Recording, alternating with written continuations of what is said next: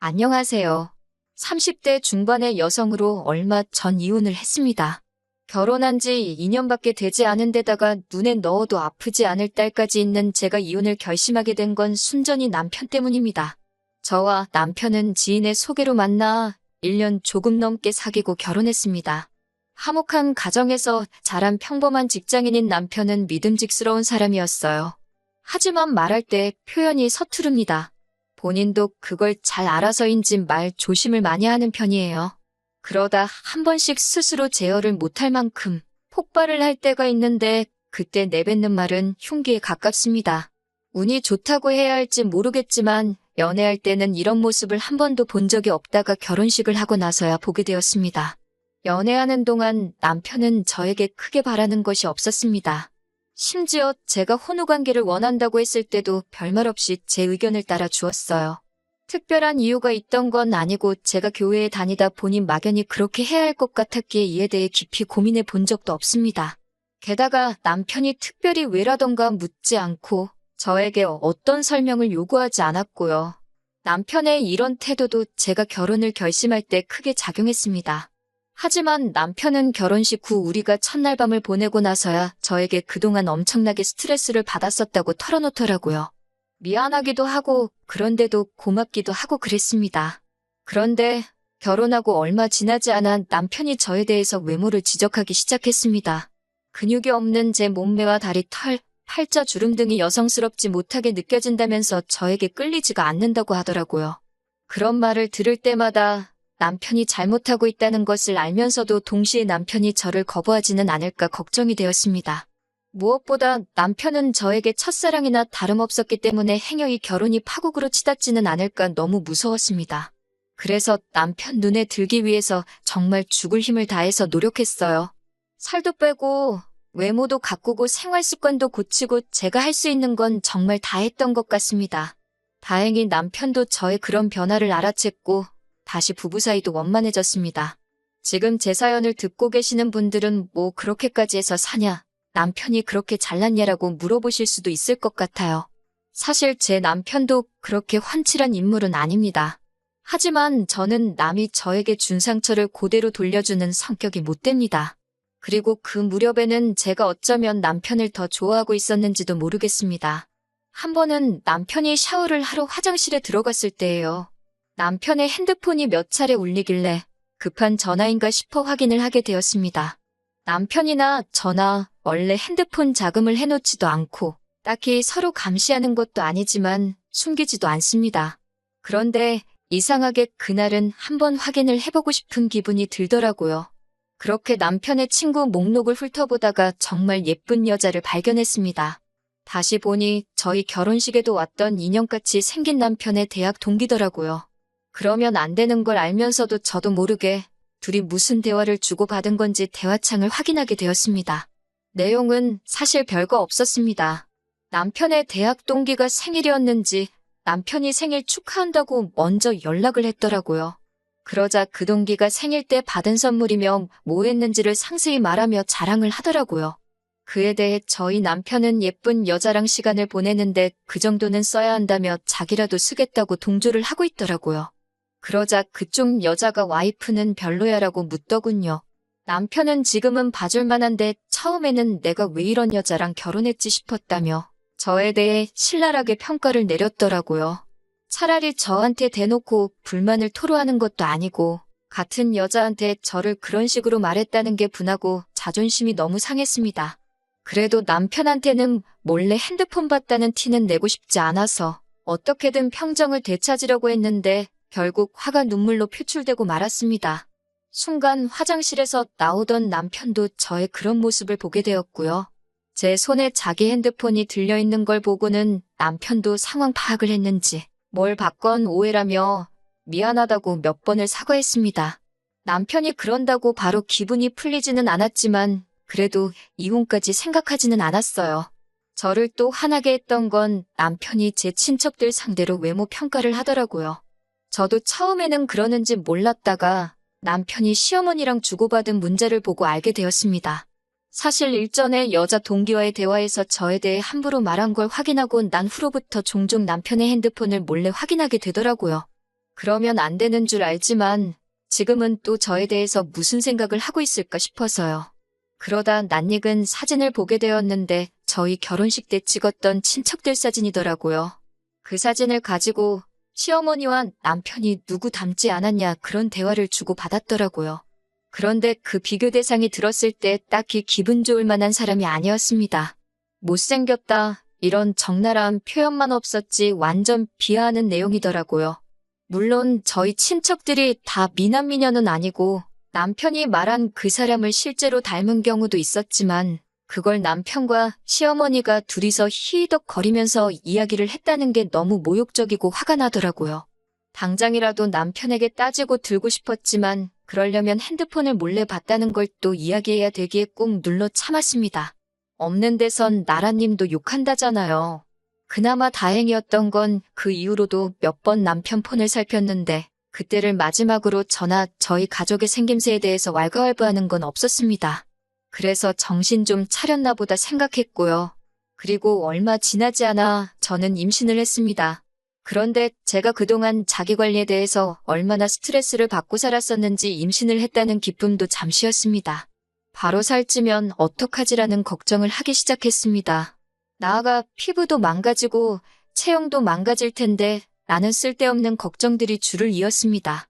그도 그럴 것이 남편 회사에 출산 후 복귀한 여직원이 있었는데 아주 퍼질대로 퍼졌더라며 남편이 흉보던 게 생각이 났거든요. 그런 여자를 데리고 사는 남편은 진짜 속이 터질 거라면서요.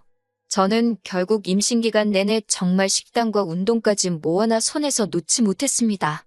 주변 사람들은 저더러 무슨 연예인이냐고 출산하자마자 어디 복귀작 찍으러 가냐며 농담을 했지만 다들 제 속사정을 몰라서 그런 거였지요. 제가 이렇게까지 노력을 하면서 남편을 놓지 않으려고 한 건 사실 친정부모님과 제가 사이가 좋지 않았기 때문입니다. 이혼을 하게 되면 제가 돌아갈 곳이 없었거든요. 친정아버지는 늘 밖으로 도는 분이셨습니다. 여자 문제로 늘 친정어머니를 힘들게 하셨어요.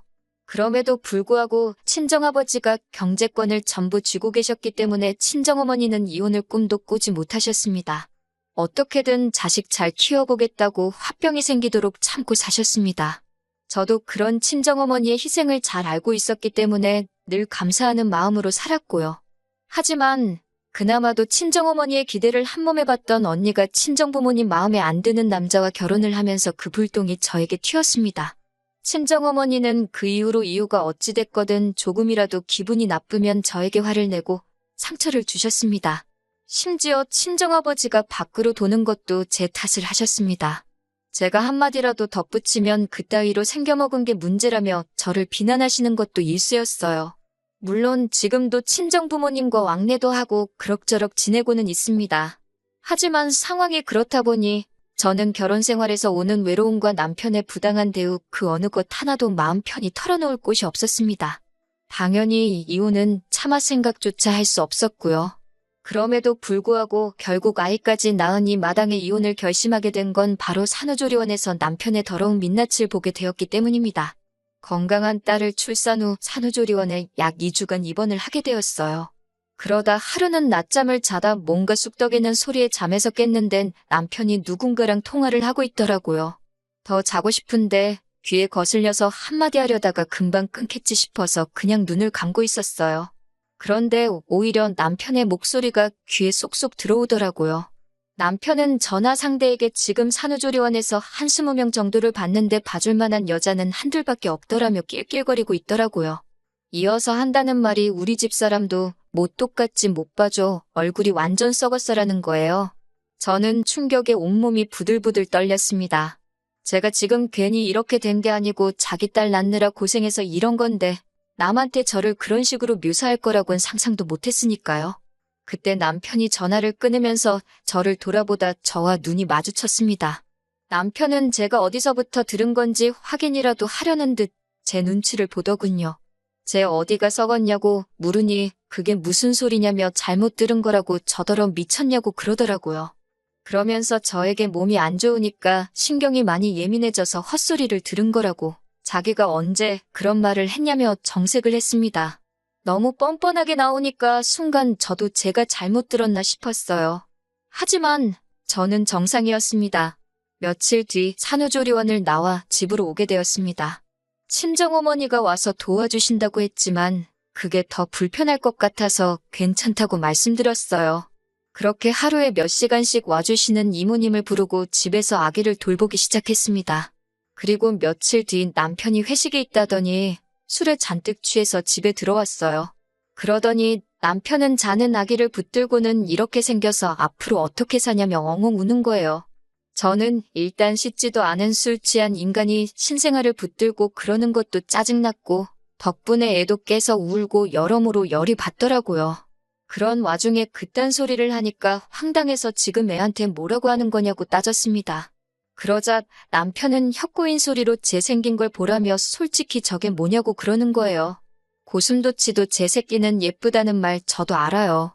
하지만 저에겐 그 누구보다 천사 같고 예쁜 딸인데 친아빠란 사람이 그딴 소리를 하니 정말 욕이 절로 나오더군요.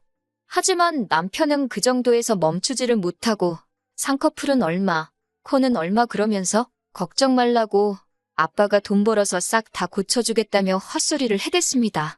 급기야 저한테 너는 왜 그따위로 생겨서 딸을 낳고 그러냐고 정말 할 말 못할 말 가리지 못하고 다 해대더군요. 그런데 저희 딸 남편하고 판박이로 닮았거든요. 심지어 시부모님도 남편 어렸을 때랑 똑같이 생겼다며 연신 신기하다고 몇 번을 그러셨고 친정어머니는 서운할 만큼 하나도 닮은 게 없다며 속상해하셨는데 정작 당사자인 남편이 저러니 헛웃음이 다 나왔습니다. 이튿날 술에서 깬 남편에게 어젯밤에 찍은 동영상을 보여주면서 이게 아빠라는 인간이 세상에 나온 지 얼마 되지도 않은 딸한테 할 소리냐고 들이밀었어요. 그러자 남편은 어이가 없다는 듯 동영상을 보더니 저한테 우리 솔직해지자고 그러는 거예요. 자기는 솔직히 자기 딸이지만 유모차에 태우고 나갈 자신도 없다고 너무 못생겼대요. 딸 얼굴만 보면 가슴이 답답하고 속이 상한다는 거예요. 제가 어떻게 애 아빠가 자식을 부끄러워할 수가 있냐고. 그러자 어차피 애가 듣는 것도 아닌데 자기 속마음 말도 못하냐면서 저더러 넌 자식한테 미안하지도 않냐고 그러더라고요. 뭐가 잘못인 줄도 모르고 계속해서 실언을 하는 남편을 보고 있자니 비로소 정신이 들었습니다. 남편의 사고방식은 완전히 썩어빠져서 재활용도 못할 쓰레기라는 거려. 이런 인간 밑에서 내 딸을 크게 했다가는 자존감, 자신감 다 잃고 자랄지도 모른다는 두려움이 들었습니다. 저는 더 이상 이런 인간과 가정을 이룰 수는 없겠다는 확신이 들었기에 그동안 가슴속에 품고 살았던 말을 다 내뱉었습니다. 당신은 뭐 볼 거 있는 줄 아냐고. 배만 불뚝 나와서 다리는 새처럼 가는 주제에 누가 누굴 평가하냐고? 그러자 지금 말 다 했냐며 한 대 칠 기세더라고요. 제가 그래 한 대 치라고 합의금이나 받아서 그 돈으로 성형이나 하게라며 막 들이대니 남편이 오히려 주춤하더라고요. 그리고 저는 친정언니에게 전화를 걸었습니다. 그래도 막상 상황이 이렇게 되니 생각나는 건 친정밖에 없더라고요. 언니는 그동안 무소식이 희소식이라 생각했는데 제가 연락을 해와서 놀랐다며 지금 바로 온다고 했습니다. 언니가 오는지도 모르고 남편은 계속 제 외모를 비하하면서 저와 실갱이를 하고 있었습니다. 저는 행여 남편이 애한테 해코치를 할까봐 하고 싶은 말도 못하고 언니만 기다리고 있었어요. 다행히 언니가 형부랑 같이 왔습니다. 막상 형부를 보자 남편은 쫄았는지 한마디도 못하고 있더라고요. 참고로 저희 형부는 키가 190에 몸도 좋고 왕년에 운동을 하던 사람이거든요. 형부가 남편을 손가락으로 밀치면서 남자가 몸이 이게 뭐냐고 관리 좀 하라고 해는 네가 낫냐고 툭툭 시비를 거는데 남편이 찍소리도 못하고 있었습니다. 너무 고소했습니다. 남편은 결국 A씨를 내뱉고는 잠바 하나 손에 들고 집에서 나가버렸습니다.